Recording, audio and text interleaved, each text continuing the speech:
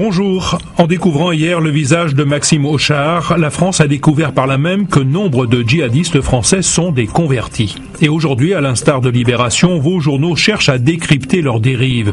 On ne comprend pas, Maxime était d'où, témoigne une habitante de son village natal. Les recruteurs de l'État islamique doivent être très forts et persuasifs pour faire vriller un garçon comme Maxime, témoigne un autre habitant. Culte de la violence, nihilisme. Pour François Sergent, il n'y a pas de réponse univoque pour expliquer cette radicalisation souvent rapide. Dans Le Monde, un spécialiste explique que le discours totalitaire de la secte État islamique ne peut prendre que chez ceux qui n'ont aucune culture de l'islam. Comment expliquer l'apparition à visage découvert de Maxime Auchard sur la vidéo des exécutions? Pour le chercheur Romain Caillet, en mettant en avant des soldats venus des quatre coins du monde, Daesh cherche à créer un effet United Colors of Jihad et à créer par là même des vocations partout dans les villages. Jérusalem au bord de l'embrasement, titre Le Monde. Israël, escalade meurtrière, titre Aujourd'hui en France.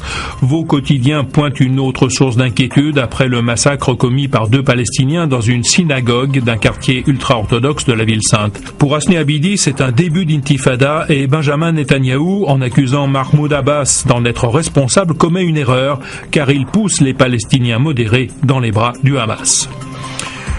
Le Figaro évoque bien entendu cette grande tension en Israël, mais se projette en une sur les élections de 2015 dans l'Hexagone. En extrapolant les résultats des municipales et surtout des européennes de juin, nos confrères vont jusqu'à prévoir qu'aux élections départementales de mars prochain, le PS pourrait perdre la moitié des conseils généraux qu'il préside, dont la Corrèze, et même sortir du paysage politique sur une partie du territoire. Guillaume Tabar va plus loin. À partir des mêmes projections au régional de décembre 2015, le FN pourrait gagner 2 à 5 régions sur 13, plus que le PS qui pourrait n'en garder qu'1 à 3.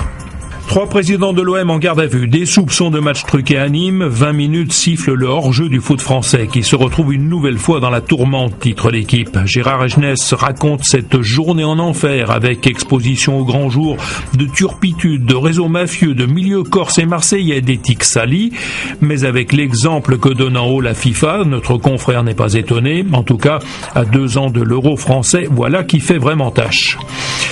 Nous refermerons cette revue de presse avec une belle histoire révélée par Aujourd'hui en France. Une petite fille est née il y a 10 jours à Paris après avoir subi une opération de la moelle épinière dans le ventre de sa mère. Un espoir énorme pour le traitement d'une malformation du système nerveux central qui touche 1 enfant sur 1000 et qui conduit à des lésions irréversibles. Bonne journée à tous.